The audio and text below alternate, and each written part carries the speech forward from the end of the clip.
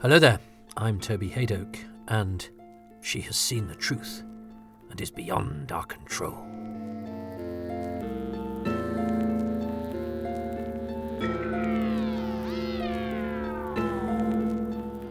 Welcome to Too Much Information, which aims to tell you the who, what and when of Doctor Who, a television programme about shunning the temptations of false fantasies and finding contentment in the way things really are. Whether you're discovering the episodes for the very first time, or you know your morpho brains from your Totter's lanes, then you're extremely welcome on this odyssey behind the scenes, which aims to go through the series, one episode at a time. In this edition, it's an episode which features not a single setting, supporting character or monster from last week. Even the genre has changed. Yet nonetheless, continues the story of the time traveller's search for the keys to the conscience of Marinus. So join me, Toby Haydock, as I give you the who, what and when of Doctor Who, the Velvet Web, or Mighty Morpho Power Brainers. First broadcast on the 18th of April 1964 at 5:31 p.m. It starred William Hartnell as Doctor Who, William Russell as Ian Chesterton, Jacqueline Hill as Barbara Wright, and Carol Ann Ford as Susan Foreman, with guest star Robin Phillips as Altos and introducing Catherine Schofield as Sabitha. It was written by Terry Nation, produced by Verity Lambert, and directed by John Gorrie. It was watched by 9.4 million people, and the audience appreciation was 60. Having discovered Barbara's abandoned travel dial, the Doctor, Ian and Susan are relieved to find her not only safe and sound, but being treated royally by the people of Morphoton. The city's leader, Altos, offers them anything their hearts desire: fine food, gorgeous garments, even a sophisticated science lab.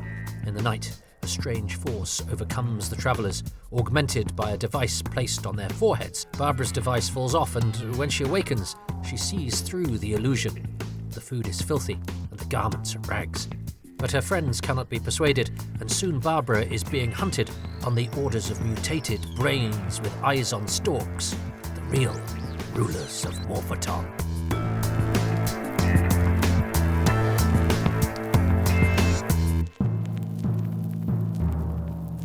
The when. 3rd of February 1964. With Terry Nation having thus far sketched only the first instalment of the Keys of Marinus, he meets with story editor David Whittaker in his London flat to flesh out more of the adventure. For episode 2, they collaborate on the notion of a city which seems to fulfil its residents' every desire. By the time Whittaker departs, agreement has been reached on the cast and design requirements for episode 2, and it has been confirmed that no pre-filming will be necessary. 11th of February 1964. Terry Nation completes his draft script for episode 2, which now bears the title, The Velvet Web. 13th of February 1964. Donald Baverstock, the controller of BBC One, grants permission for the 4 Doctor Who regulars to be contracted for a full 52-week run. However, it is not feasible for the actors to work week in, week out for an entire year without a break.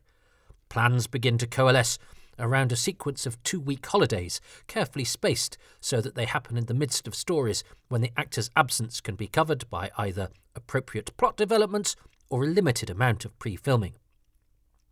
It is eventually agreed that William Hartnell will be the first cast member released for his vacation, to take place during the weeks that episodes 3 and 4 of the Keys of Marinus are being rehearsed and recorded. The Doctor will be completely written out of these scripts, so the Velvet Web also has to be amended to set up the notion that the Doctor will jump ahead to the location of the 5th and final key, and therefore will not participate in the search for keys 3 and 4.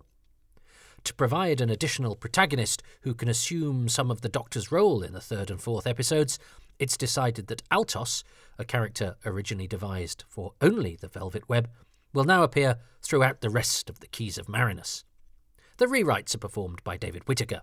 We can't be sure exactly when he undertakes the corresponding revisions to the Velvet Web, but his new version of Episode 4, The Snows of Terror, is dated March the 17th, so it's likely that Episode 2's amendments are made around the same time, less than a week in advance of rehearsals. 23rd of March, 1964. Those rehearsals begin at the Territorial Army Drill Hall on Uxbridge Road and run through to the 26th. Joining the cast are Catherine Schofield as Sabitha and Robin Phillips as Altos. Both have been cast by director John Gorrie in part because they suit his vision of Sabitha and Altos as being akin to a fairy tale princess and her prince. Schofield has been a student of Gorrie's when he taught at the London Academy of Music and Dramatic Art, whilst Gorrie and Phillips had acted together at the Bristol Old Vic in 1960-61 on plays such as The Goat Song and George Bernard Shaw's Caesar and Cleopatra. In fact, Caesar and Cleopatra boasted the talents of a number of future Doctor Who contributors, including cyber controller Michael Kilgarriff, Annette Crosby, Mrs. Angelo in The 11th Hour, Peter Birrell, the Draconian Prince in Frontier in Space, Julian Fox, Peter Hamilton in Death to the Daleks, and Mark Heath, Ralph, in The Moonbase. But of greatest significance to the Velvet Web is that it reunites not just Gorrie and Phillips, but also the designer of Caesar and Cleopatra, Daphne Dare. She is now designing costumes for the Keys of Marinus, as indeed she will continue to do for many other Doctor Who stories. And this also continues a very fruitful relationship with Robin Phillips, as we shall discover later. 27th of March 1964. The Velvet Web is recorded in Lime Grove Studio D. The day follows the same schedule that we discussed last episode for the Sea of Death, so I won't repeat it here. But this time around, with the final scene in the can circa 9:45 p.m, William Hartnell departs for his fortnight's holiday. He won't return to work until the start of rehearsals on Episode 5, Sentence of Death, on the 13th of April. 31st of March 1964. Editing begins on the Velvet Web between 6:30 and 9:30 p.m. By the standards of 1964, it's a complex production, with several sequences having been recorded out of order, as we'll discover. 2nd of April 1964. Another editing session is held between 6:30 and 9:30 p.m. to finish work on the Velvet Web. 18th of April 1964. At 5:31 p.m, 1 minute later than scheduled, the Velvet Web is broadcast. This makes it the very last Doctor Who episode to be transmitted on BBC television. Yes, that's right, but that's BBC Television, the channel, not BBC Television as an entity. Heavens no, may that dark day never come. But the channel currently called BBC Television is about to be rebranded because, on April the 21st, BBC Two will make its debut, reshaping the small screen landscape and prompting BBC Television to be known henceforth as BBC One. Having lost 500,000 viewers last week with The Sea of Death, Doctor Who sees another 500,000 tune out for The Velvet Web, bringing its audience down to 9.4 million. In terms of chart position, this is enough to cost the programme 3 places, from 22nd to 25th. The audience appreciation figure sees a little dip too, dropping a couple of points to 60, though that's still better than the last few episodes of Marco Polo. 21st of September 2009. This is the date of the release of the Keys of Marinus on DVD, which means that it is also the first date since its original broadcast that the Velvet Web can be seen at its full original running time. During preparation for this DVD release, Richard Molesworth, putting together his production subtitles, has noticed a missing line from Episode 2 which tallies with an awkward on-screen cut. He has raised this with picture restorer Peter Crocker, who subsequently has discovered a difference of a few seconds between the running time of the negative and the duration logged on the BBC's PSB transmission forms from 1964. After careful study, he has identified 4 possible physical splices in the Velvet Web, plus a further 3 on a later episode, which we'll cover on the Snows of Terror. Further examination has revealed a 5th during Fade to Black, which Crocker would never have been able to pick up with the naked eye.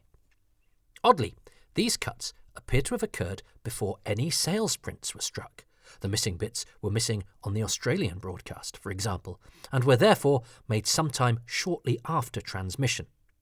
Those from the Velvet Web were 70, 55, 24, 35 and 20 frames, so a total of 7 seconds of cuts to episode 2, which Peter Crocker has covered with cutaways, composites and image manipulation, in order to return the episode to its original running time for the first time since 1964.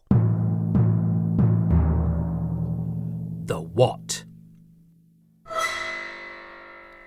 Viewers of latter-day Doctor Who will be used to the title of the story appearing over the opening credit sequence, but this is the first time it ever happens, right here, at the start of The Velvet Web. This is such an evocative title that 33 years later it would be borrowed by Christopher Summerisle for an erotic novel. It seems a missed opportunity that this Velvet Web wasn't followed by a sequel or two which also pilfered Terry Nation episode titles for their straplines. One can only imagine the prurient opportunities offered by, say, Golden Death, if that's your kind of thing, or The Screaming Jungle. Oh my.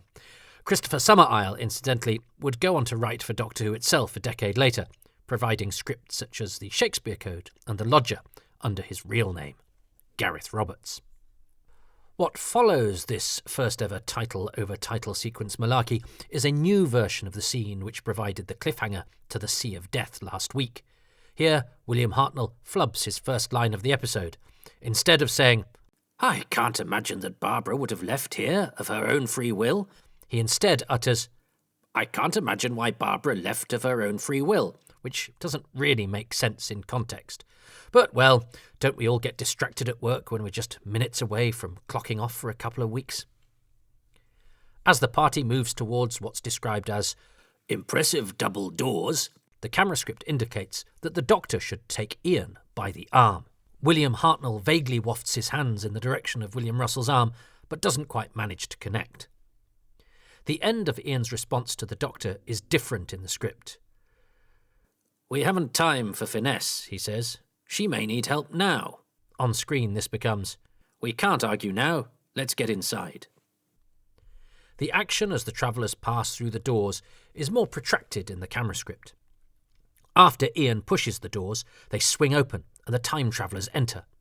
Only after they peer about at their surroundings are they engulfed in a great flood of blindingly bright light. A long shot of the bank of lights would have depicted them as they flare and dim in rhythmic pattern. Then there was to be a cut back to the Doctor, Ian and Susan, who appear to suffer physical pain from both lights and sound. Presumably, the action is simplified to avoid a potential plot hole. If the viewer were to be given a glimpse of the room before the brainwashing device is activated, they should have perceived it in its genuine, ruined state. Once the lights fade, the script states that the surroundings should be a room of great splendour. It equals the glory of ancient Rome. Barbara's warm welcome to Ian and Susan, but not to the Doctor, is exactly as scripted. Fear may make companions of us all, but friendship, it seems, takes a little longer to develop. As scripted, Barbara's subsequent explanation for the blood on her travel dial specified that it was the buckle that must have scratched her. When the Doctor declares that it's all most remarkable, William Hartnell seems to have jumped his cue. In the camera script, this line comes after the serving women have brought in vast platters laden with gastronomic fantasies. Well, as vast and fantastic as can be accommodated on a BBC budget, anyhow. After Barbara proclaims the food to be magnificent, William Russell ad-libs Ian's, "It certainly is." When Barbara describes having met their host, it hammers home just how much has happened to her since she arrived in Morpheton. Losing her travel dial, passing through the double doors, encountering Altos, ordering and donning her new clothes, and then setting herself down to enjoy a snack. Certainly this is far more than can have taken place in a handful of minutes since she disappeared from Arbitan's pyramid in the Sea of Death, given that the Doctor, Ian and Susan hardly dallied there after she vanished. This might be construed as evidence of Barbara's mental manipulation. With no other unprocessed individuals present, perhaps there was no need to provide the illusion of time passing while her new dress was fabricated. But maybe it's also a result of Barbara tearing the travel dial off her wrist, technology that, in the Sea of Death, Arbiton compared with the TARDIS. While he suggested that the travel dial allows movement only through space and not through time, perhaps Barbara caused it to malfunction. If she inadvertently triggered a slight temporal displacement, the result might have been her premature arrival in Morphoton, say an hour before her friends. Speaking of their host, Altos, he's described in the script as young, tall, and good-looking. The only subnormality is his eyes. They tend to move slowly, stare, and remain unblinking. As mentioned in the When above, like many early Doctor Who episodes, the Velvet Web survives in the form of a 16mm film print rather than the original 2-inch videotape. Unfortunately, one of those missing segments to this 16mm print, mentioned above, occurs where the print has been spliced around Susan's exclamation, "Do you mean you can do anything you want?" which was therefore missing from every subsequent broadcast and release of the story until the DVD. Fortunately, off-air audio recordings have preserved these few lost seconds. The DVD version, now available as part of the Whoniverse on iPlayer, marries it to a cutaway shot of the Doctor, Ian and Barbara, with Ian's head replaced and at a different angle from elsewhere in the episode to compensate for the missing visual. There are a few differences between the script's description of what happens after the time travellers fall asleep and how it's portrayed on screen. Terry Nation had intended for the carved plaque on the wall to slide back, revealing huge, unwinking, frog-like eyes in the darkness of the recess. This is simplified to have the eyes of the carving light up instead. The final realisation of the prop still differs from what designer Raymond P. Cusick had in mind. His original request to freelance builder Shawcraft was for a pair of 4-inch bloodshot eyeballs, rather more grotesque than what was ultimately manufactured. The sound which accompanies the more permanent form of brainwashing, later referred to as the mesmeron, was to be a panting and wheezing noise, rather than the heartbeat effect which is ultimately used. In the camera script, Sabitha's entrance isn't a continuous part of the action, but instead takes place later in the night as a new scene. On the page, Barbara is not woken by the disc falling from her head. Instead, she simply opens her eyes and takes the disc from her head, examines it. She is baffled. When Barbara is writhing in pain from the lights and sounds which assault her, the script indicates that she tries to reach out a hand to wake Susan, who sleeps peacefully. Jacqueline Hill seems to follow this stage direction, but the framing of the shot makes it unclear what she's reaching for. It could just as easily be the fallen disc. The episode's first recording break follows Barbara's collapse back into sleep, allowing the cast to reposition themselves and the lighting to be adjusted for the morning hours. In the breakfast scene, the beverage Susan is drinking is simply fruit juice in the script, but Caroline Ford opts for the more specific orange juice. The script indicates that camera 2 should keep Ian in shot as the sleeping Barbara is brought into the foreground. Instead, the pan loses William Russell, so that the viewer is initially left in the dark when the Doctor asks about Ian rubbing his forehead. In the script, the audience is meant to see the gesture before the Doctor notices it. When Susan asks if she can rouse Barbara, she is meant to add, "I'm sure she won't mind." A second recording break comes as Barbara awakens, allowing the cast to move over to what the script refers to as reception room reality, whereas the opulent version is henceforth known as reception room fantasy. "Its walls are dank and dripping," writes Terry Nation. "The rich drapes are ragged Hessian. The expensive furniture is rough boards. The food and drink on the table are scraps. The dress on Susan's arm is a bundle of rags. Everywhere there is filth and squalor where before there was beauty and richness. The only things unchanged are the physical dimensions of the room and the positions of the things in it." They're represented by two similar but different sets in the studio. Raymond Cusick wanted to make the reality environment even more repulsive by including some stuffed rats, but John Gorrie vetoed their inclusion. This wasn't the only dispute Cusick had over the Velvet Web. He was also taken to task for the expense of the furnishings hired for the fantasy set. This scene, Scene 8, is unusually complicated by the standards of 1964 television. To capture the intercutting between reality and fantasy, shots 38, 39, 41, 43 and 45 are taped together on the reality set. There's then a recording break after which shots 40, 42, 44 and 46, all of which adopt the perspective of the fantasy reception room, precede a fourth recording break. It has to be acknowledged that too much information is diverging from several of our sources in our account of how these shots were achieved. Several references suggest that Jacqueline Hill stayed on the fantasy set, while William Hartnell, William Russell and Carol Ann Ford moved over to the reality set. And that would make a certain amount of sense if shots 38 and 46 were being recorded in narrative order. But since we know that this part of the studio schedule was actually grouped by set, splitting the actors wouldn't achieve much at all. Furthermore, Barbara's hand can be seen striking the cup in shot 38. If that's not Jacqueline Hill's hand, then whose is it? And why spend money on a superfluous extra? Likewise, William Hartnell and William Russell are clearly standing on the fantasy set in shots 40 and 46. On top of all that, Robin Phillips is present on both sets in shots 43, 45 and 46. So with the greatest respect to those esteemed giants of research who have preceded us, we're pretty confident that they've got this one wrong, but we certainly won't hold it against them. After all, as we can see, fantasy and reality are not always easy to tell apart.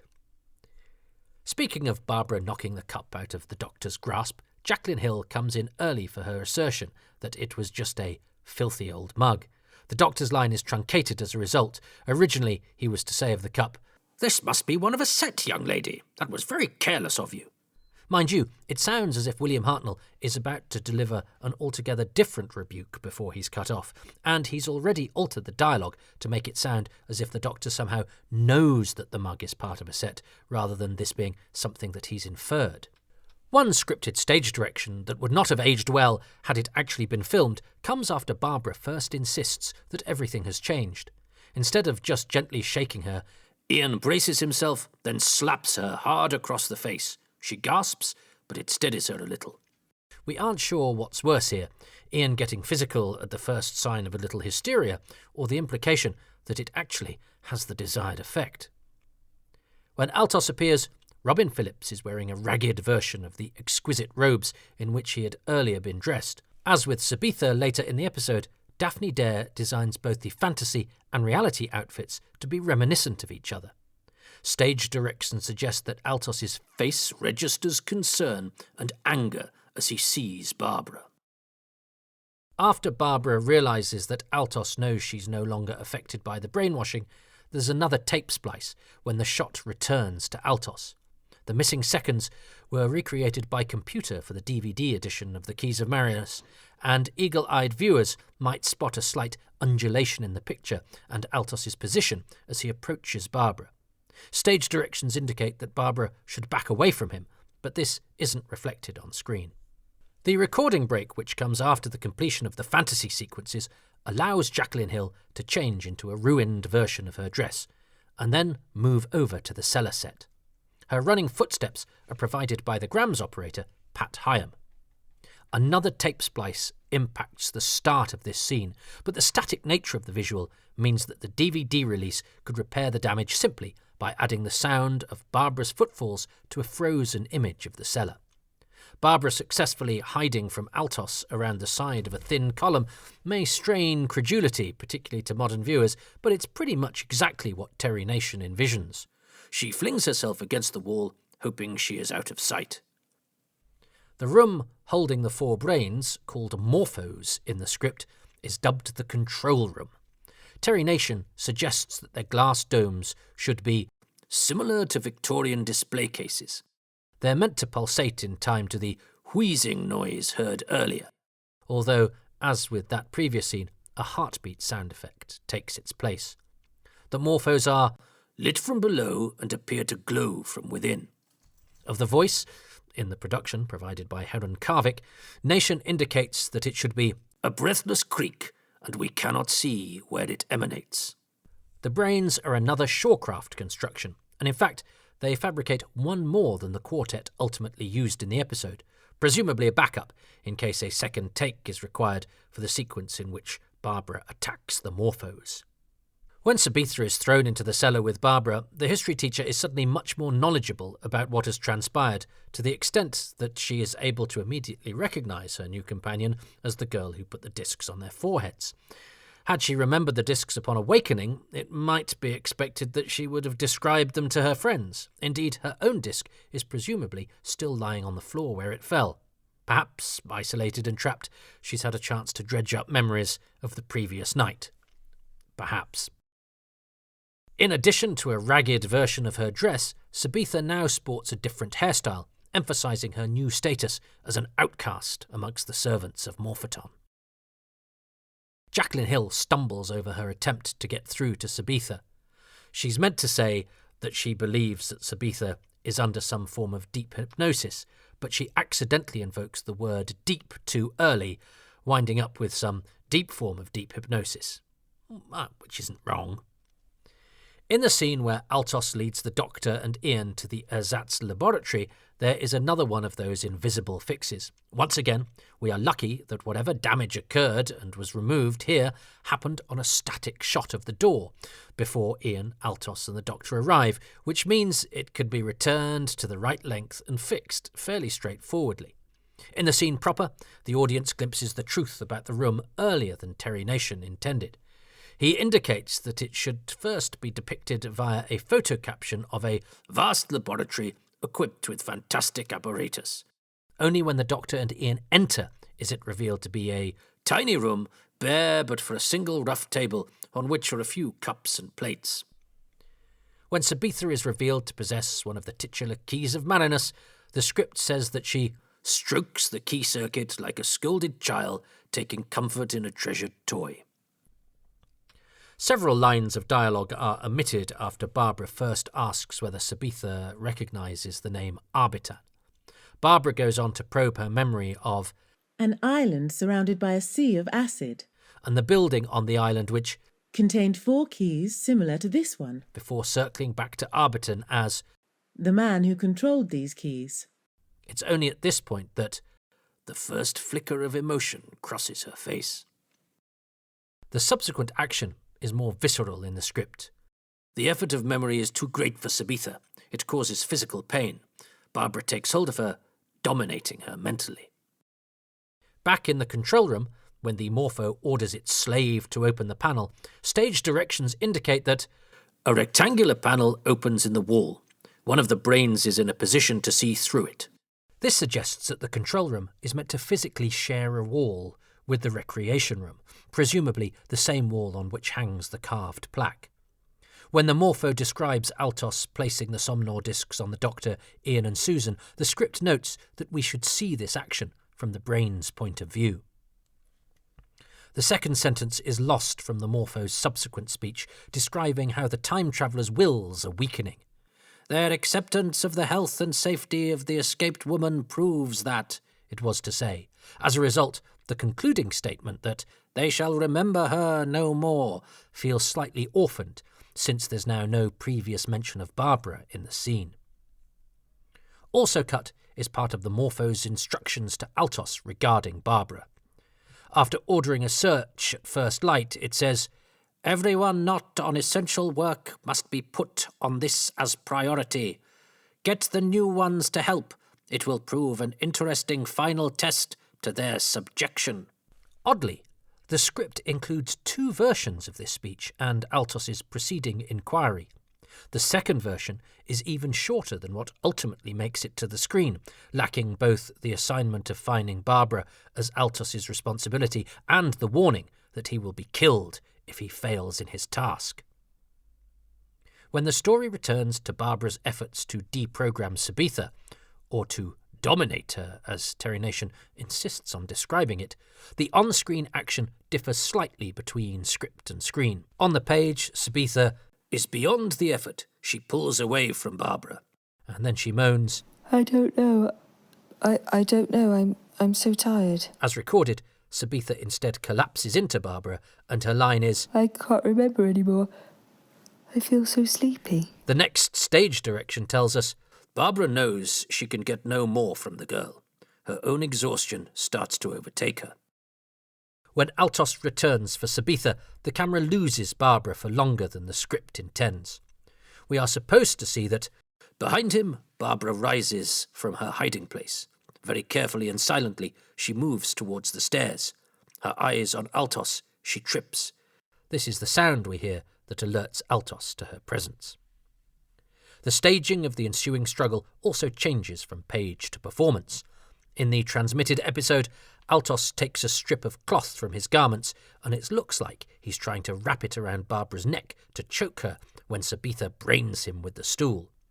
In the script, however, Altos draws a knife from the folds of his clothes, raises it to strike. Barbara grabs his wrist.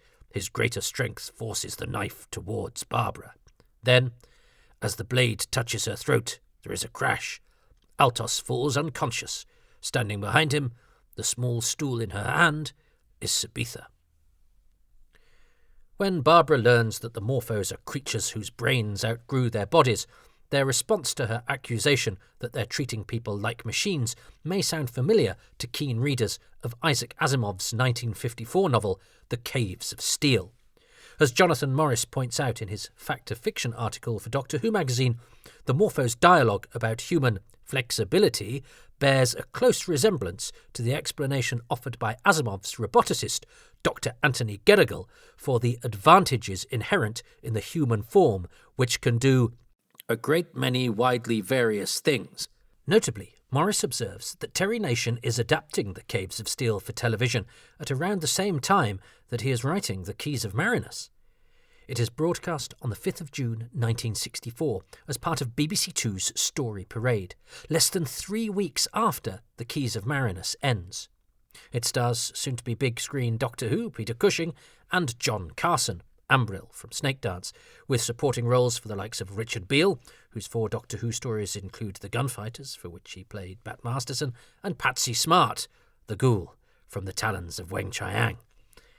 The control room device that Barbara damages is described in the script as the apparatus that feeds the brains. Masses of rubber tubes run to the bases of the containers. The purpose of the conveniently placed heavy metal jug is not specified. Raymond Cusick had intended the feeding apparatus to be more dynamic, with moving parts, as opposed to the static prop which Shawcraft ultimately delivers.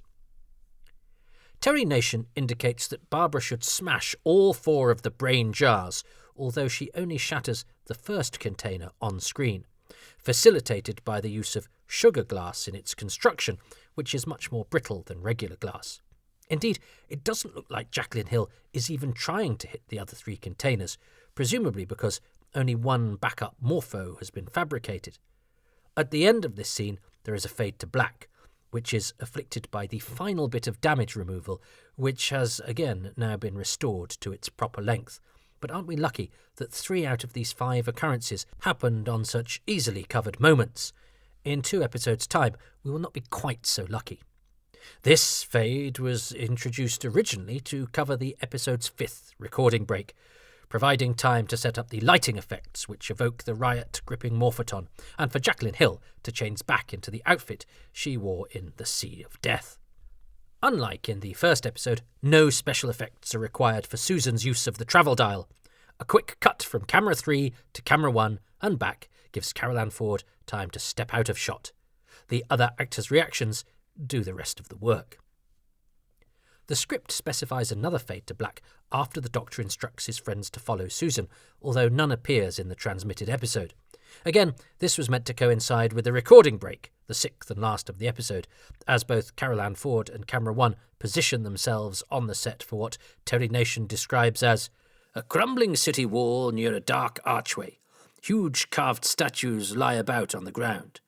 Raymond Cusick's design, however, provides no indication that this is anything other than an isolated ruin. Having arrived at her destination, stage directions suggest that Susan should initially be surrounded by a dead silence. Only then does the whispering noise begin and increases quickly, reaching a crescendo as Susan sinks to the ground. The blending of the strange noises with the closing theme music follows a scripted instruction. The Who. Robin Phillips. Robin Phillips, playing Altos in The Velvet Web and for the rest of the story's episodes, was born on the 28th of February 1940 in Hazelmere, Surrey. He came from a very working-class background. He was the son of a gardener and a housekeeper, both of whom worked for the film star Stuart Granger and his wife, actress Elspeth March. Among Robin's earliest memories was being carried about aloft on Granger's shoulders. He was a smart boy and so studied at Midhurst Grammar School, but he struggled with the formal educational environment, instead burying himself in the library and being his own teacher as he soaked up its literature. At just 15, he began working for the famous theatrical costumiers Bermans and Nathans before enrolling to study acting, design and directing at the Bristol Old Vic Theatre School. Patrick Stewart was a contemporary, making his professional acting debut with the company in 1959, with roles including Romeo in Romeo and Juliet and Constantine in Chekhov's The Seagull. He also worked as an assistant director to John Hale. Their production of Jean-Louis' The Rehearsal transferred to the West End in 1961. But he could easily have settled for the life of an actor. He'd started work on the small screen in 1962, including a role in an ITV Playhouse directed by Hale, and Doctor Who was a relatively early break, probably his most substantial on-screen role to that date. From those foundations, though, he became busy on television. He did Constantine again, this time for Theatre 625 in 1966, and then he played Posh opposite comedian Jimmy Edwards in the series Mr. John Jorrocks, 1966. He appeared in 4 episodes of the classic The Forsyte Saga as a shell-shocked war veteran in 1967, and he was the lead in 1969's big TV adaptation of David Copperfield, which also featured Laurence Olivier, Richard Attenborough, Edith Evans, and many more heavyweights. Oscar-winning American Delbert Mann was at the helm. His other fantasy work included the Avengers episode A Sense of History in 1966, the same year that he did Out of the Unknown's Second Childhood. But a solid, potentially impressive television career, he had not only the ability, but arresting, moody, yet beguiling good looks, had to take a back seat because of his great success in the theatre, and his inability to act without making myriad suggestions to his colleagues about their work.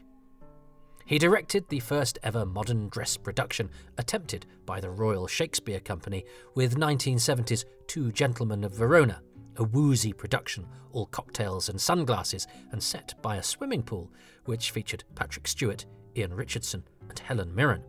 That same year, a production of his, Abelard and Heloise, starring Diana Rigg and Keith Michelle, with a daring and much talked about nude scene, transferred from London to Broadway. He was artistic director of the Greenwich Theatre from 1973 to 1975, where he teamed up with designer Daphne Dare, who had, of course, worked with him on Doctor Who, who became his major collaborator. Whilst there, his collaboration with his friends and influences Ned Sherrin and Carol Brahms took him to the West End again, with Barbara Windsor starring in his production of Sing a Rude Song. Having gathered momentum, he surged towards the big change in his life.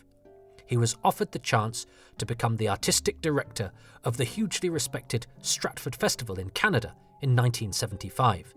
He leapt at the offer. Having struggled with England's class system in a theatre world dominated by Oxbridge types, he was made to feel like an uneducated interloper from a rural backwater by the swish metropolitans who held power. That said, when he arrived in Canada, there was much resistance, this time from nationalists who didn't want an English wunderkind throwing his weight about in the country's prime theatrical establishment. But he won them over by going back to basics, throwing out the pomp, casting aside the Englishness. He had encountered a number of Canadians whilst at Bristol and felt that the accent had potential to be the best carrier for Shakespeare's verse, and freed Stratford's actors up by not insisting they adopt plummy UK RP tones. This was revolutionary and welcomed. He directed 36 productions there in 6 seasons, increasing the audience, growing the company, and advancing the reputation of the organisation as he did so. Under him, it became the premier classical theatre of North America and achieved worldwide renown. Whilst there, he attracted some big stars to lead his company of exciting young Canadian actors, including Jessica Tandy, Peter Ustinov, and Maggie Smith, who played Lady Macbeth, Cleopatra, and As You Like It's Rosalind for Phillips, whose productions were lauded by the top critics of the time. His classical stagings were beautiful and precise, with unfussy scenery, gorgeous costumes, and much attention given to the acting, though Phillips involved himself with every small detail of each production. He was not uncontroversial and could even be brutal in the rehearsal room, but he taught many performers important lessons that would hold them in good stead, and his precision meant that his renditions of texts had what has been described as crystalline clarity. He was also known for the playful environment of his rehearsal rooms and for his infectious laugh. "Theatre to me is a vocation," Phillips said in 2002. "I believe that we do it for reasons other than just to entertain, and that if we do it well, we can make a huge difference to people's lives." He resigned from his post during the 1980 season, citing exhaustion. He had briefly returned to the London stage directing Maggie Smith in a Stratford production that transferred to the Haymarket, Edna O'Brien's much-lauded Virginia, about Virginia Woolf, and then would later become artistic director of the Grand Theatre in London, Ontario, and returned to Stratford to direct the Young Company, which he had established in 1987-88. The artistic director now was another UK émigré with a sci-fi link, the X-Files actor John Neville. He also was Director General of the Citadel Theatre in Edmonton from 1990 to 1995 and helped to found the Toronto-based Soulpepper Theatre at the end of the decade. Whilst at the Citadel, he launched a US tour of Andrew Lloyd Webber's Aspects of Love and followed that with a 4-year Broadway run from 1997 of a musical Jekyll and Hyde, winning the Drama Desk Award for Outstanding Set Design for his contribution to the scenery. This led to a West End recall courtesy of Bill Kenwright, and he directed revivals of Eugene O'Neill's Long Day's Journey into Night with Jessica Lange and Charles Dance at the Lyric on Shaftesbury Avenue in 2000, and of Ibsen's Ghosts with Francesca Annis, Martin Hudson and Anthony Andrews at the Comedy Theatre in 2001. Robin Phillips was appointed an Officer of the Order of Canada in 2005. The citation read in part, "Robin Phillips is revered amongst members of Canada's acting community. A tremendous asset to the cultural life of Canada, he is also credited with bringing new life to the Citadel Theatre in Edmonton and to theatres across the country." In 2010, Phillips received the Governor-General's Performing Arts Award for Lifetime Artistic Achievement, Canada's highest honour in the performing arts. He died in his sleep, aged 75, on the 25th of July 2015, after a prolonged illness. He had had quadruple bypass surgery and he suffered from diabetes. He featured posthumously in the documentary Robin and Mark and Richard III, designed by former collaborators Susan Coyne and Martha Burns to capture some of his directing technique. He was survived by a younger sister Hilary and by his partner Joe Mandel, whom he first met in 1962, but who became his partner in 1971. They spent much of their life together, living on a farm in Lakeside, Ontario, Robin at the theatre, Joe establishing his high-end restaurant, The Church, in Stratford. Joe died in 2023. As for his life spent as a creative, Robin Phillips said, "I think every walk of life has artists. Every walk of life is capable of beauty. The world of the imagination is hugely important.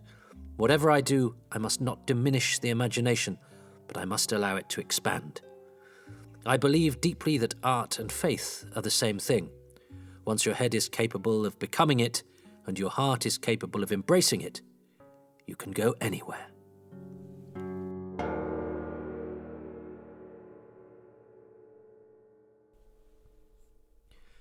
Heron Carvic. Heron Carvic, who plays the voice of Morpho in The Velvet Web, was born Geoffrey Richard William Harris on the 21st of January 1913. He was educated at Eton, but ran away to France in order to escape from the life imagined for him by his father. He began to carve out a living for himself and adopted the name Heron Carvic as it derived from that of his grandmother and would avoid bringing scandal to the doorstep of his outraged family. He began his stage career there in cabaret, appearing at the Casino de Paris alongside the Folies Bergère. When he was 23, he met Phyllis Nielsen Terry, who was 20 years his senior. Phyllis, daughter of the actor Fred Terry and so the cousin of John Gielgud, was from the third generation of the illustrious theatrical dynasty and enjoyed early success in the classics. Heron and Phyllis didn't actually marry until 1958, the year her first husband, actor Cecil King, died, but they collaborated theatrically well before that. When he returned to the UK, Heron Carvic found himself in a number of musical comedies in London. In the mid-30s, he was plying his trade as a theatre actor in the UK, taking in 5 rep companies, 4 West End productions, and a season under Lillian Bayliss at the Old Vic.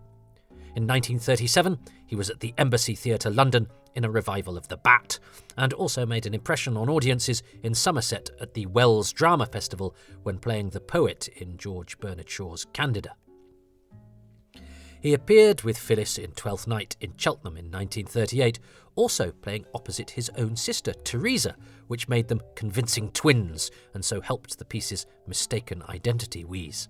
And he played Professor Higgins in Pygmalion at Amersham. It's a role he'd play again in 1943. In 1939, he and Phyllis entered into a business partnership with their first production of a light comedy, Then and Again, starring them both, opening in Norwich before heading to Manchester, Cardiff, and the West End. The Western Mail described Carvic as an ambitious and talented artiste of whom great things are expected. Talking of great things, it was in 1939 that Heron was in Gerald Savory's George and Margaret, more of this when we get to the Celestial Toymaker, at the Hackney Empire.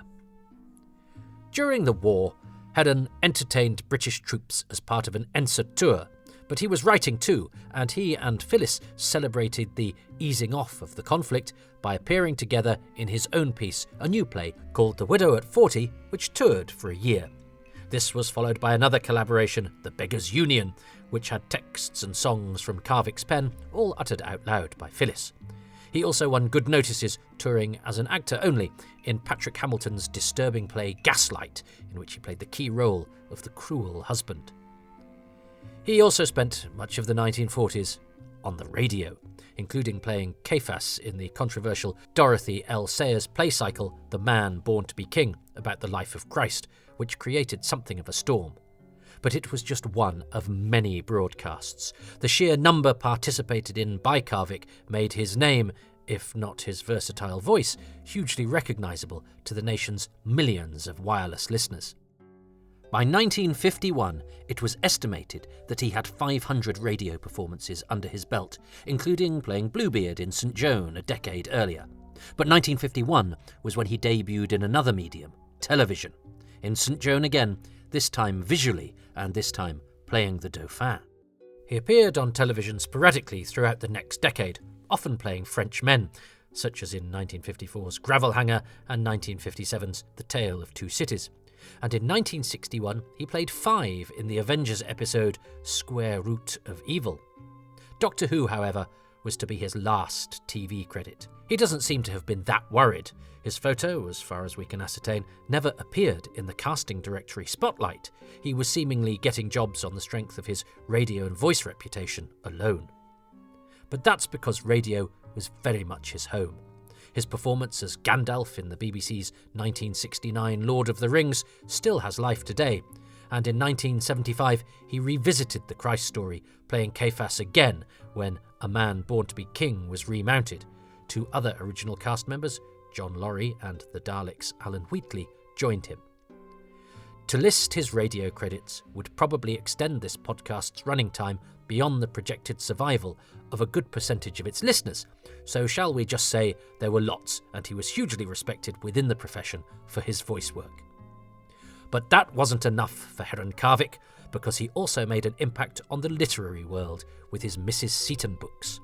retired art teacher Emily Seton is a heroine he created in 1968, a genteel lady who finds herself embroiled in charming mystery stories, stylistically an affectionate spoof of Agatha Christie's Miss Marple.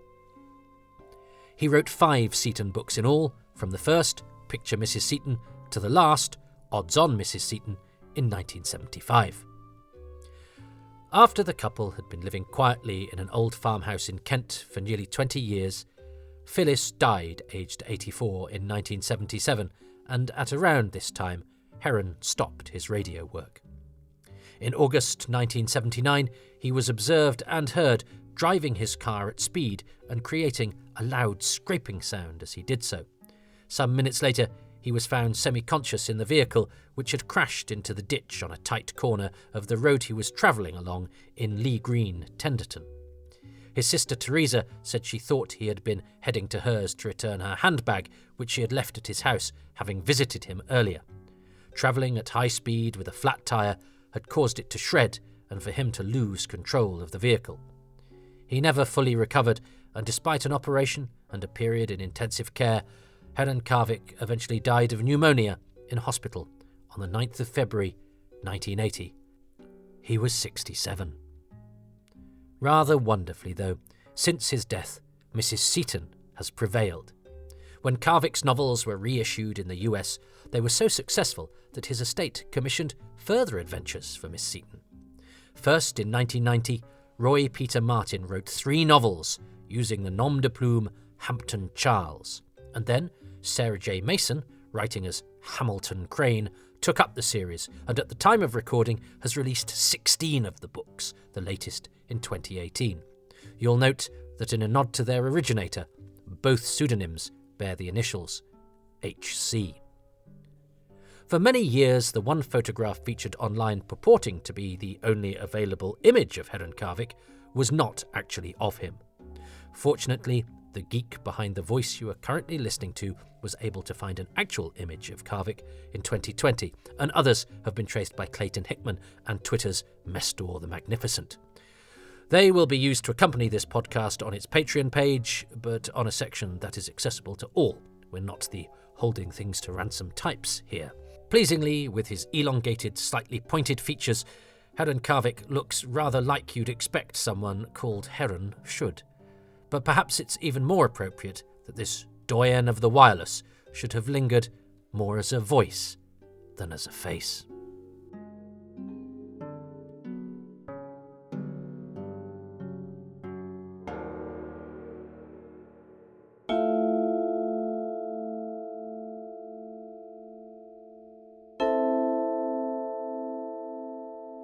And so ends another episode of Doctor Who.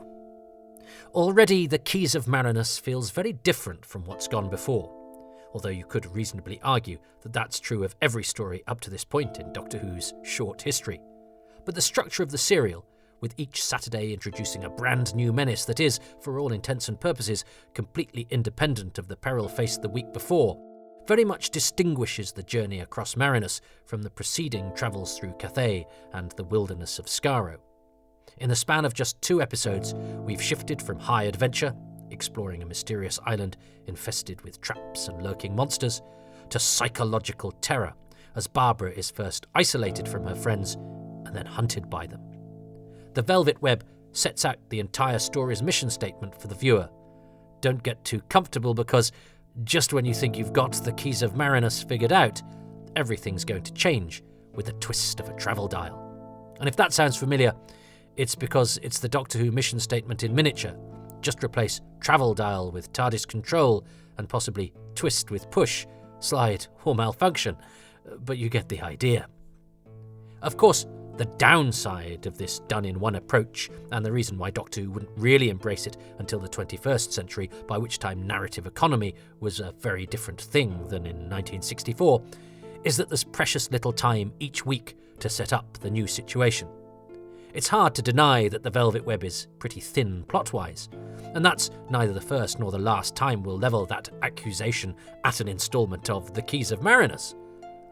But three things help to lift the episode beyond simply being a stock sci-fi scenario into which the Doctor, Susan, Ian and Barbara have been casually inserted.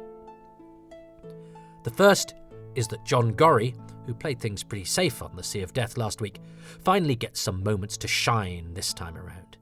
Not everything works, but the scene of Barbara waking up to discover the truth about Motheaten is particularly glorious, thrusting the viewer into the same jarring sense of altered reality that the schoolteacher is also experiencing.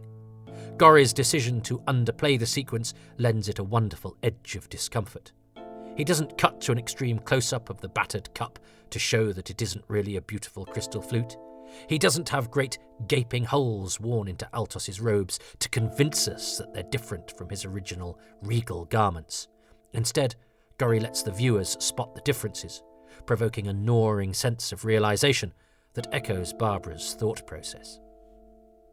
Second, Terry Nation and David Whittaker wisely avoid throwing away their supporting characters, even if one of them only returns thanks to the last-minute happenstance of William Hartnell's well-earned vacation. The time spent establishing Sabitha and Altos is deserved because both characters loom larger in the overall story of the Keys of Marinus than we might at first assume. Not only are they suitably positioned for their roles within the Velvet Web, but, by the end of the episode, we've already developed enough of a sense of who they are to be interested in following them through the rest of the serial. Third, and perhaps most cleverly, is the way that the script toys with our expectations of how this kind of adventure will play out. The first few minutes clearly signpost Ian as the hero of the day, which is pretty much the role he's played since Doctor Who began. He's the one who finds Barbara's blood-spattered travel dial. He's the one who notices Altos's infrequent blinking. He's the one who wonders what price they'll have to pay for the luxury being foisted upon them by the denizens of Motheaten, and that's some lovely dialogue for him there too. Barbara, on the other hand, is the patsy. She's the first person duped by the mesmeron, the one who invites her friends to share in the city's generosity while downplaying Ian's concerns. It looks like we're conforming to stereotypical 60s gender roles. Ian is the man whose pragmatism helps him see through the con, while Barbara is the woman beguiled by pretty baubles. That's what makes the mid-episode twist, with Barbara shaking off the malign influence of the Morphos and Ian completely brainwashed, so wonderfully effective. If it were Ian hiding in the cellar, we wouldn't be too concerned. But Barbara? Well, the script has just spent 10 minutes emphasising her helplessness and victimhood. What can she possibly accomplish on her own? With the benefit of hindsight, of course, we know what a capable woman Jacqueline Hill would establish Barbara to be. But in April 1964, we weren't quite there yet, and the Velvet Web helps to plant those seeds. The Velvet Web also does something that is Doctor Who in a nutshell. It presents us with something weird, dissonant, familiar and yet skewed, something that is an inherently funny juxtaposition of the real and the bizarre, and it plays it straight, without winking at the audience. The scene in which the Doctor praises the glories of his new laboratory while standing in a blank, featureless room is disorienting and strange, and then, when he's eulogising the quality of the device he has in his hands, which we can see is not only a tin mug but a rusty, dirty one. The scene is all of those things, but it's quirky and it's funny too. It could also serve as a metaphor for the show, that scene, indeed for television of the time, which often had to present the wonders of the universe with the humblest of means, forcing the viewers to do the rest of the work with their minds. Now, it would be too far to suggest that this is deliberately meta, but perhaps we can allow it to become so 60-odd years later. And even if you choose for it not to, then surely just as a scene, it's judged perfectly and works within its own terms, with Hartnell and Russell playing it blithely and letting the peculiarity, the strangeness, the incongruity of the situation speak for itself. And then there is the title. What a beautiful metaphor for our ability to be ensnared by trinkets, to be subdued by comfort, perhaps even to be enslaved by our own desires, maybe even capitalism itself, which is it not, the ultimate Velvet Web. Oh, and this is where we pay the bill. Doctor Who, The Velvet Web, featured Heron Carvic as the voice of Morpho. The title music was by Ron Grainer and the BBC Radiophonic Workshop. The incidental music was by Norman Kay. The story editor was David Whittaker. The designer, Raymond P. Cusick. And the associate producer was Mervyn Pinfield. Coming next, on screen, a principal Doctor Who cast member is completely missing from an entire episode for the very first time, and it's none other than the Doctor himself. But there's drama behind the scenes too, as Doctor Who faces the thorny charge of plagiarism. That's next time on Doctor Who, Too Much Information. Next episode, The Screaming Jungle, or it's less Raiders of the Lost Ark and more Raiders of the Lost Park.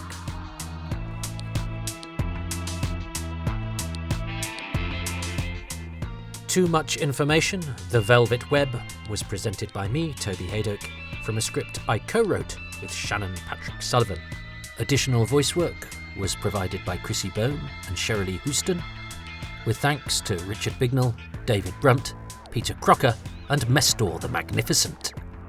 The series consultant is Richard Bignell, and the music has been specially composed by Wayne Shepherd.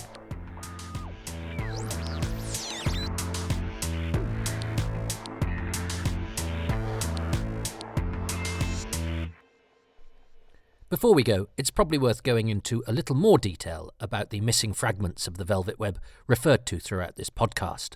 They all occur around VT edits, which often cause offlocks, picture breakups on the film recordings due to loss of sync, which can last between a few frames and a second or more.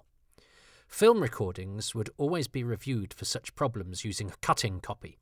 Problems would then be edited out in such a way that the narrative was unaffected, hence sometimes losing an entire line, but more usually just the picture disturbance, and those cuts subsequently made to the negative.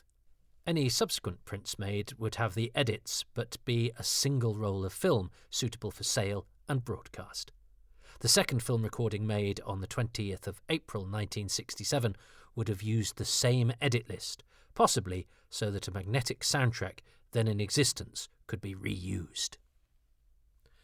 That, I think, is what they call the science bit, and with thanks to Peter Crocker from the restoration team for that information.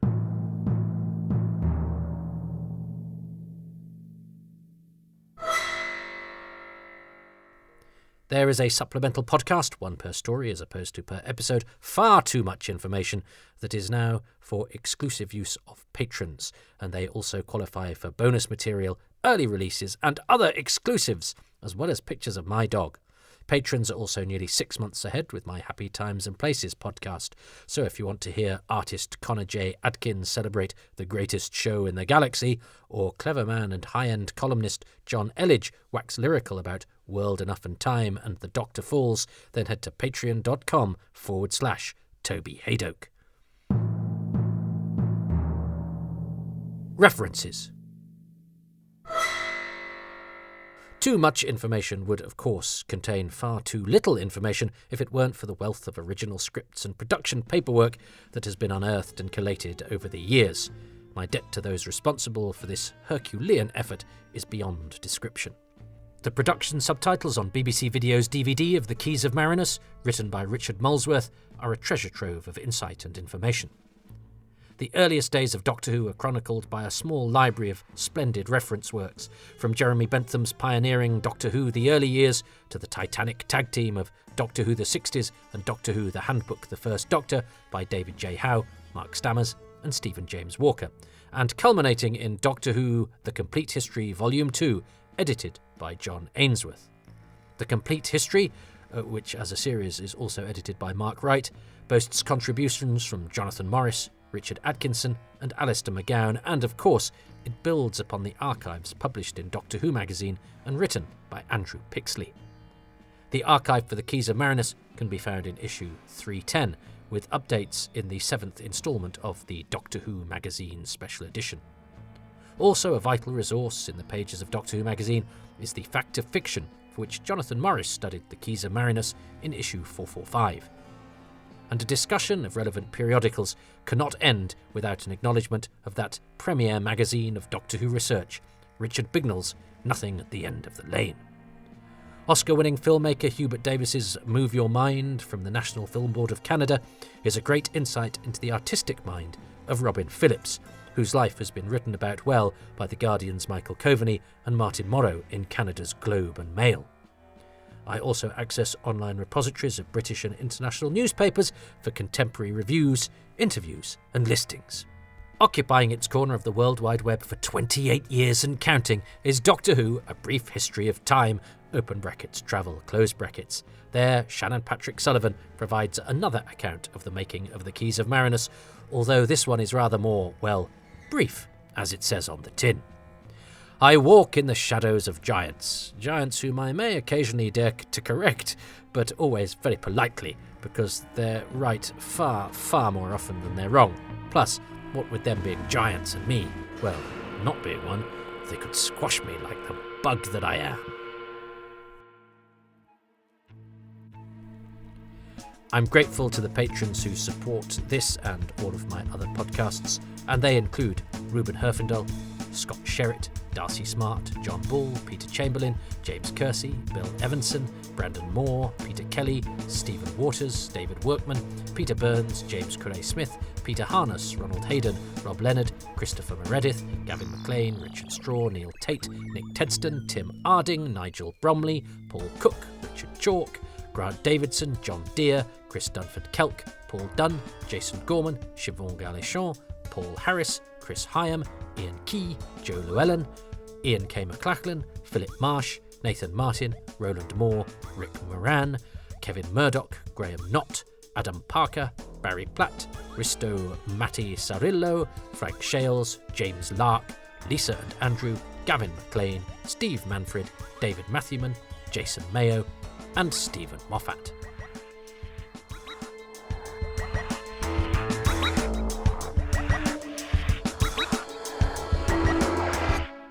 And would you like your name read out on the credits? Well, that's one of the many bonuses of being a patron of these endeavours.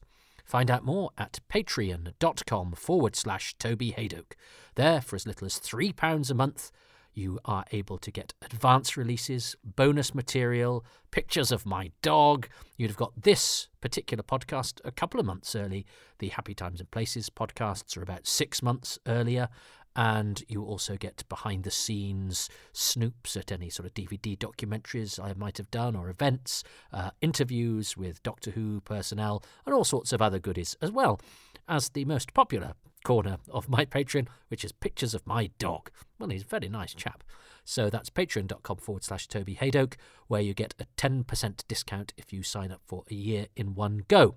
There are other ways of supporting without having to commit to monthly payments. You can go to ko-fi.com/Toby Haydock and give a one-off donation anytime something's particularly tickled your fancy. Or if you want to do the bit that doesn't cost anything, that's absolutely fine. I'm just grateful you've listened. In fact, I'm even more grateful if you're listening this far in, because, you know, the fun's over. If there was any fun. The scrutiny is over. The pedantry is over. The dissection of minutiae is over. This is just the begging bowl bit. But look, you don't need to put anything of any worth to you that costs you anything into my metaphorical bowl. All you have to do is go to iTunes, Apple, Podbean, Spotify, anywhere that you digest these things, and give them a 5-star review and perhaps a few lines of description about what it is you like about them, and recommend them to other people, because that really helps to separate these from the crowd. And there are quite a few Doctor Who podcasts out there. I don't know if you've noticed. So any support via the medium of cyberspace is much appreciated. I'm on Twitter at Toby Haydock. These podcasts have their own feed at Haydock Podcasts, and I have a Facebook page, and I'm on Instagram at Toby.Haydock. So if you haven't had enough of me already, for having just listened to me forever, then there's more. Now go.